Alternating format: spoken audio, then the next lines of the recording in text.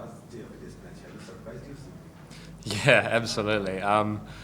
Obviously, the opportunity to bowl at Test match level has been a dream of mine for a while now, and the combination of the lineup of the side and obviously the Bangladesh side having a lot of left-handers presented the opportunity. So, and I think the way Timmy shuffled us around today was impressive and kept guys going for the right lengths of their spells and changed things up quite a bit. So I think it was fantastic from the boys all round. Bangladeshi batsmen also made your job easy. Say again, sorry? Bangladeshi batsmen made your job easy. Oh, I mean, a little bit. They came in quite hard at us early on, put AJs under a lot of pressure, and I think it did present the opportunity to take wickets throughout. But as we've seen in a lot of the subcontinent pitches, that you have to have a little bit of aggression about you in order to put bowlers off their line of length, and I think the Bangladesh boys did that really well today. But as you said, obviously it presented a few wicket-taking opportunities. Glenn, could you talk to us about the processes you went through before this test match? You've been bowling well during the World Cup as well. You're known to be a wicket-keeper batter, and now you're doing it with the ball as well. So, how has that developed, and, if you could let us into the process? I've been trying to lose the wicket-keeper batter tag for a long time now, so hopefully this puts a little bit more of a stamp on things. But I've worked really hard over it for quite a number of years now, with pretty much this goal in mind. And also, in order to play Test cricket, I feel like I needed to offer something with the ball, as our batting lineup is incredibly strong. So to be able to play that all-rounder role, I think, was the key to being able to get an opportunity. And then a mix, as I said, of team selection and lineup, conditions, and everything just sort of worked out really nicely today. But as far as processes go, I've worked quite hard over the last few years trying to find a process for my bowling. Obviously, we have a process for batting, which I've trained for years and years, but to be able to, I guess, come in onto the biggest stage with the red ball and to be able to go back to the process and know that I can trust it and feel it coming out of the hand. Obviously, I got a little bit lucky early on, and sometimes you need a little bit of luck, and hopefully if you put in the work, sometimes that luck will go your way. What's the mindset like in the team for players like you that have played in the World Cup and now in here? You probably haven't gone home, I'm guessing. So, all that travel, how has it been mentally and also physically to play for such a long time and in conditions that you're probably not used to at home? Yeah, obviously we've been on the road quite a long time now. The World Cup was a really enjoyable experience, and a lot of us had our families over there. I had my wife with me personally, so I think coming into this tour, quite a few of us are still relatively fresh. And obviously the change of format brings a little bit of energy as well.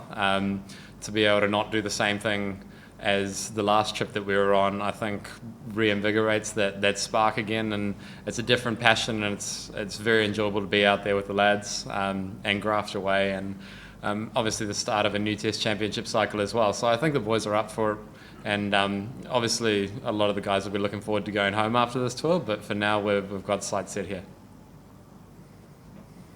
Glenn, is there also an element of the batters underestimating you in a bowling lineup that has a leg spinner and a left arm spinner? Does that also help you as a bowler? That's number one. And number two, you talked about Tim's captaincy, that he shuffled the bowlers around.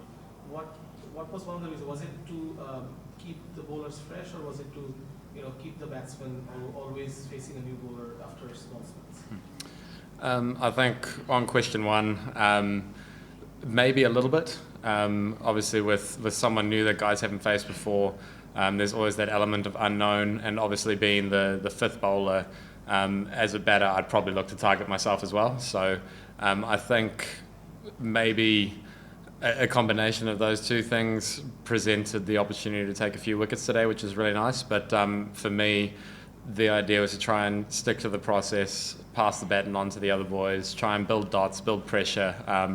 Jazzy bowled unbelievably well.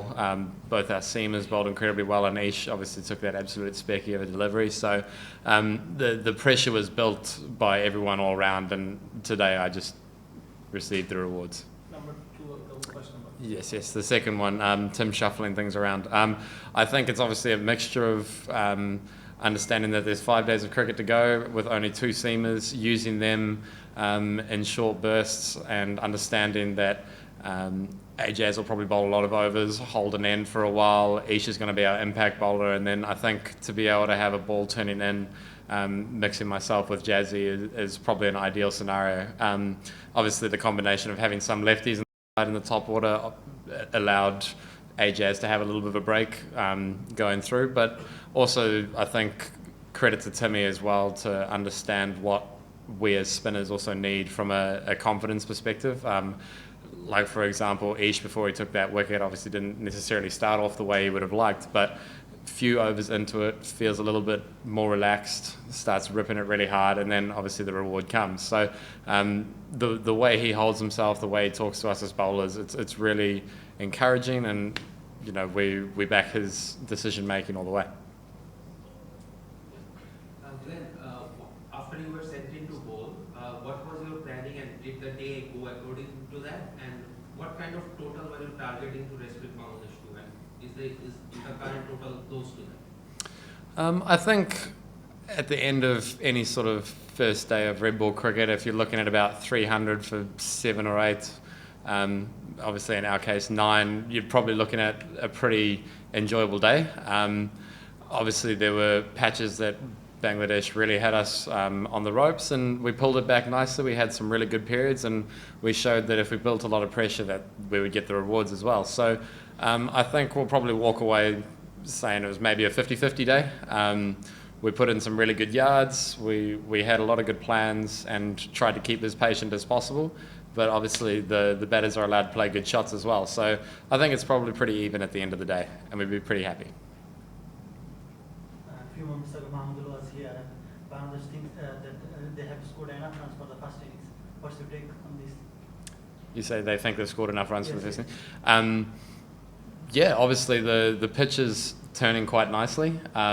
It's held together really well, I think, for day one. Obviously with Sher-e being able to come over the wicket and create footmarks on the other side presents a new element to it for both the second innings for both teams. So I think it'll be really interesting to see how it plays going forward. But obviously we've got a long batting lineup of our own, and I think if we apply ourselves, that potentially the pitch should hold together for long enough that the first innings should hopefully be relatively equal, which should set up a quite nice final day or two, I think. Dutch-Bangla Shant was smashing and spinning all around the park, and then you came and take his wicket. And the expression after that wicket, will you please take us through that specific moment? I mean, I've dreamed of getting my first Test wicket for a long time, and that was not how I thought I was going to get it. So, you know, you see leg spinners often bowl absolute peaches and then a nice juicy full toss, and the batter's eyes light up and it goes straight up. And you know, I've always wanted a little piece of that, but I didn't want it from a first Test wicket. That, you know, the second one, maybe we can replace that with the first one. But no, obviously I've got out to full tosses. Every batsman's got out to full tosses, and today I just got a little bit lucky. How's your knee now? Yeah, it's more the hips. The knees actually held together quite nicely on that, but definitely the femurs drived up into the hips quite hard. So it might be a bit stiff tomorrow. Anyone else? All done. Thank you. Thank you.